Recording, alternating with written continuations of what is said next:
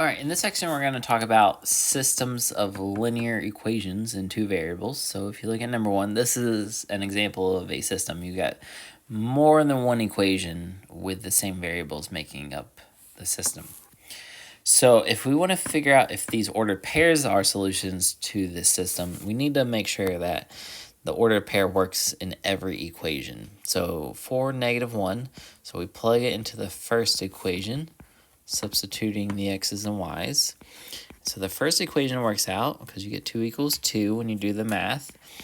Let's plug into the second equation, the same ordered pair, and this works out as well. So that means yes, 4 comma -1 is a solution to the system. If we plug in -4, 3, we're going to check the same thing. It makes the first equation true. That's good. So we move on to the second equation, plugging in the same ordered pair. And this does not work because you get -10 equals 6, and that is not a true equation. So no, -4, 3 is not a solution to that system. Okay, so if you look at those same two lines that make up that system, this green line is the x plus 2y equals 2 line, and the purple line is the x minus 2y equals 6 equation. And so where they intersect, right here, is the solution. And so you can see the ordered pair is 4 comma -1. So that is the solution to the system, and that's what we proved on number 1 by plugging in the value into both equations and it working out. So down below in this table, it illustrates, it doesn't illustrate, but it tells us the 3 different kinds of systems we can have. So if you have a system with one solution, so if you have 2 lines making up the system, one solution would look like this in 2 dimensions, where you just have intersecting lines. And this is called a consistent system when you just have one unique solution.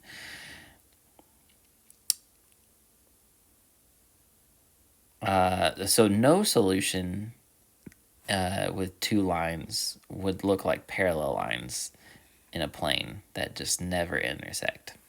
And so this is called an inconsistent system.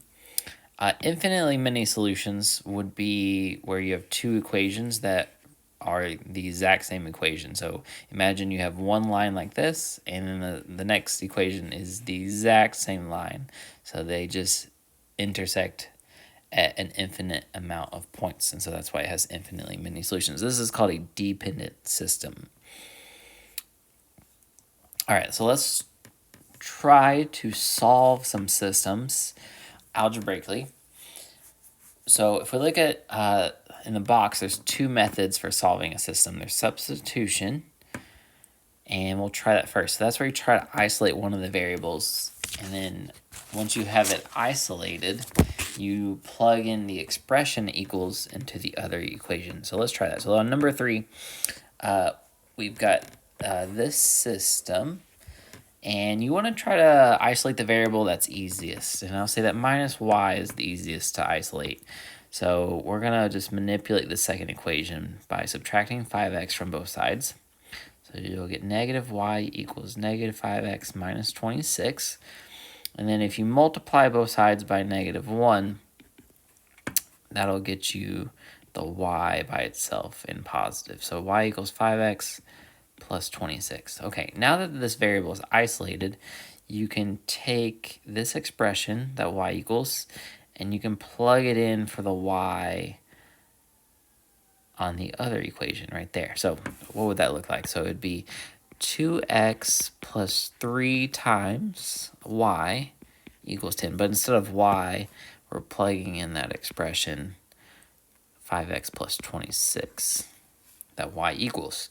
All right, and then now this equation we can solve because it's only in terms of one variable, x. So we're going to distribute the 3. Okay, combine like terms and subtract the 78 from both sides.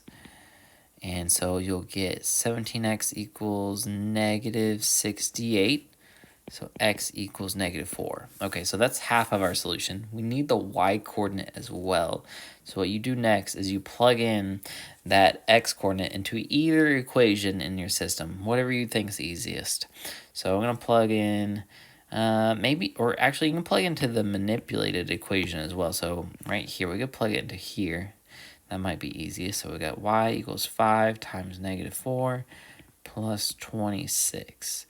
So that's -20 plus 26, which is just 6. So your final solution as an ordered pair would be -4, 6. That's our answer. And so you can see I've got the graph of the two lines of the system on that coordinate plane. And you can see that -4, 6 is their intersection point. The second method we use to solve systems of equations is called the addition method, or you might have called it the elimination method in high school. And so you want both the equations to be in standard form, but you want one of the variables to have opposite coefficients, okay? So like for instance, on number 4, we have, the x is lined up, the y is lined up, the constant's lined up, but we don't have opposite coefficients for the variables for either the x's or y's. And so what I can do is I can multiply either of those equations by something, by some constant that would get opposite signs. So I see if I multiply the second equation by 3, I'll get -3y, which will cancel out with the plus 3y on the first equation when I add them. Okay, so let's multiply everything by 3 in this second equation. Okay, so we'll keep the first equation the same. Okay, and then we can add these two equations together. So 2x plus 15x is 17x. 3y plus -3y is 0. So that's what you want to happen in the addition method. You want one of the variables to cancel out. And then 10 plus -78 is -68. Then you divide by 17, and you get x equals -4. Okay? And then, so just like the last example, you plug this into either of the equations to get the other variable. So in this case, we know from the last example, y equals 6, right? So yeah, notice that 3 and 4 are the exact same system. We just solved number 4 using the addition method rather than the substitution method. All right, on number 5, we can solve this system by any method we want. So either addition or elimination. Either addition or substitution. I'm going to multiply the second equation by 3 so I can get the y's to cancel out when I add them. But that's not the only thing you could do. You could multiply the x's by some number to get them to cancel out as well. Always just choose the easiest path. Okay. First equation will stay the same. Sometimes you can multiply both equations by different constants in order to get the x's and y's to cancel out when you add them. So you don't just have to multiply one equation by anything. Okay, so we'll get 5.6x. The y's will cancel. And then equals, what is that, 2.24?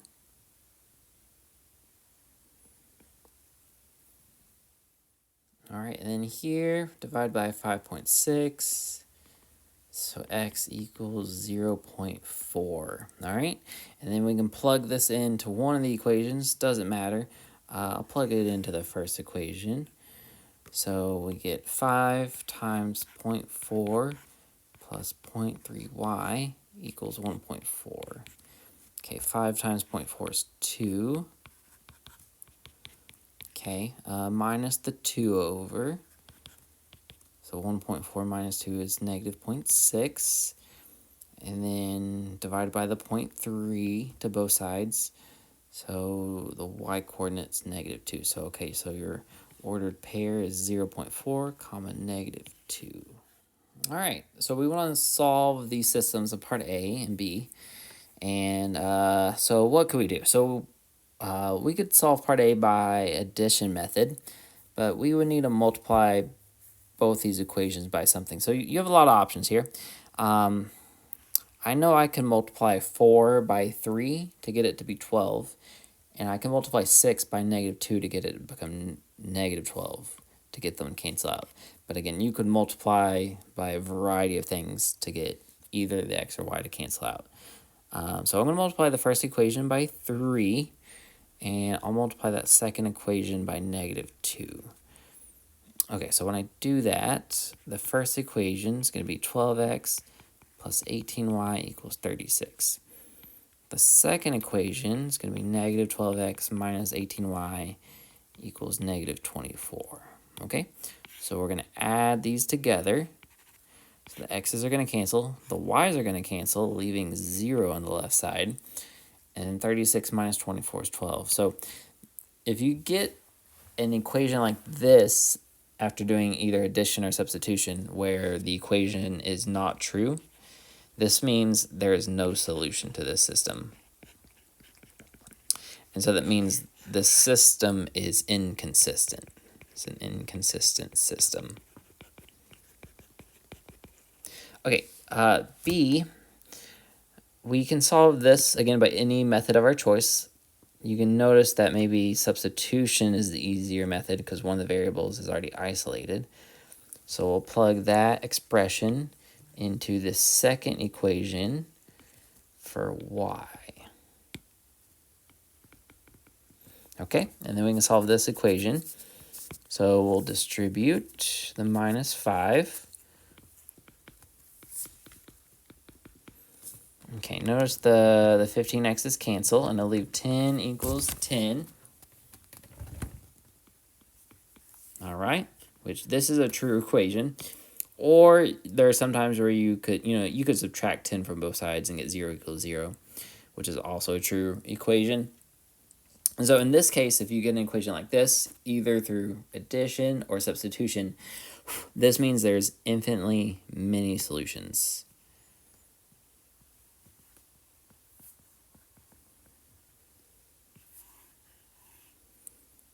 Which means this is a dependent system.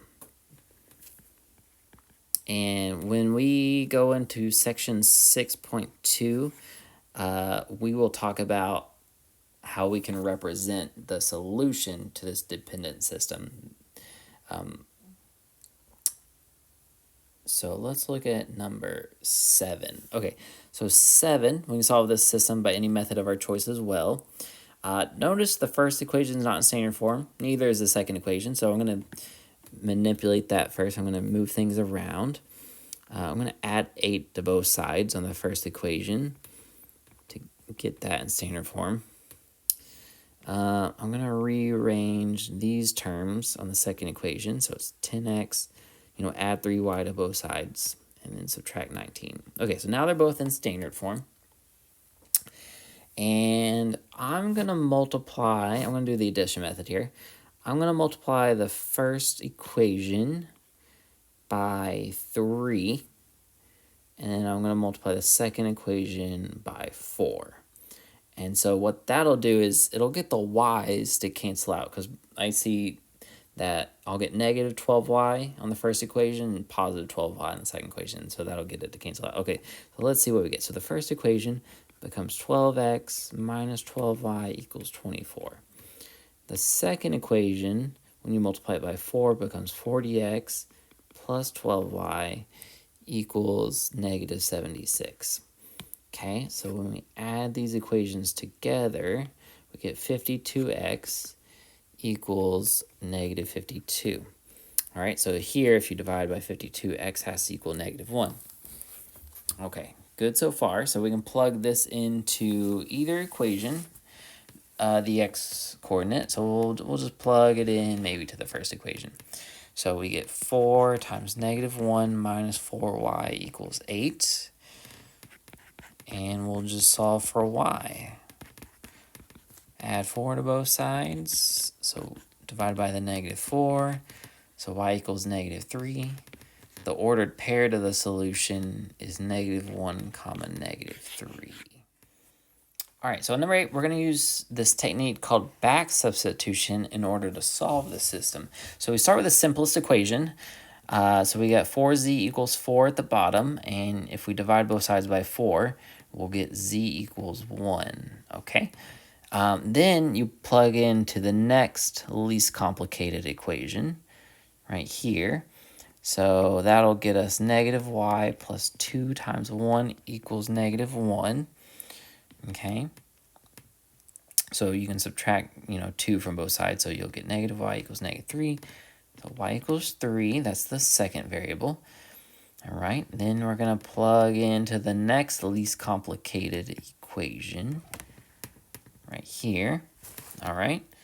So we'll get 3x plus 3 minus 2 times 1 equals 1. Okay, subtract 1 from both sides. So 3x equals 0. Divide both sides by 3. So x equals 0. And then lastly, we can plug everything we've found so far into the first equation to find what w is.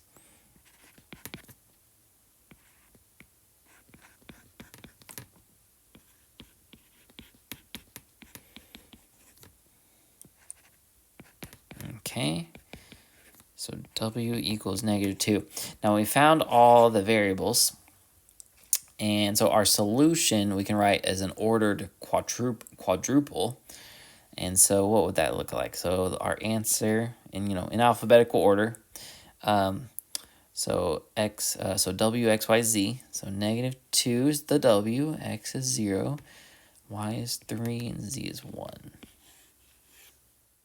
All right, number 9, we're going to do an application of a linear system. So we've done a problem like this before.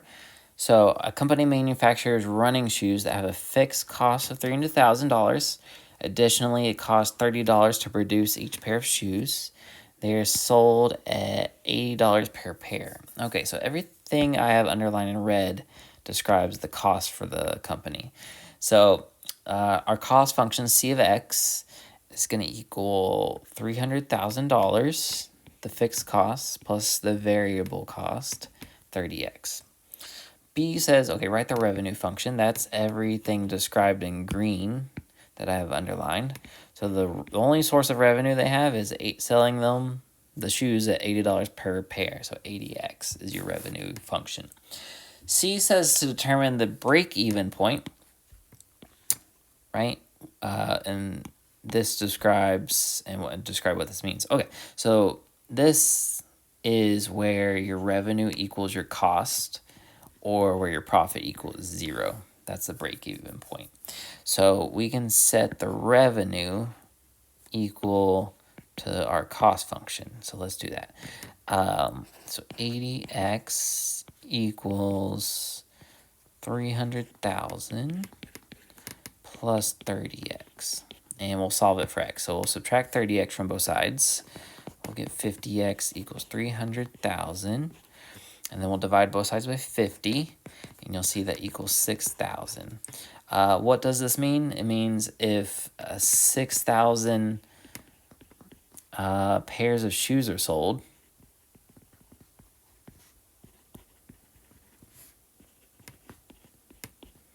the revenue equals your costs, or their cost. Okay, or you could say that's when profit equals 0 as well. D says to write the profit function for the company. Okay, so remember profit equals revenue minus costs.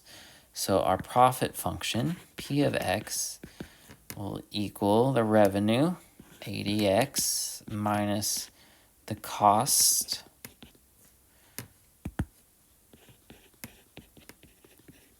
okay, remember when your function has more than one term in it, it needs to be in parentheses, and that was our cost function.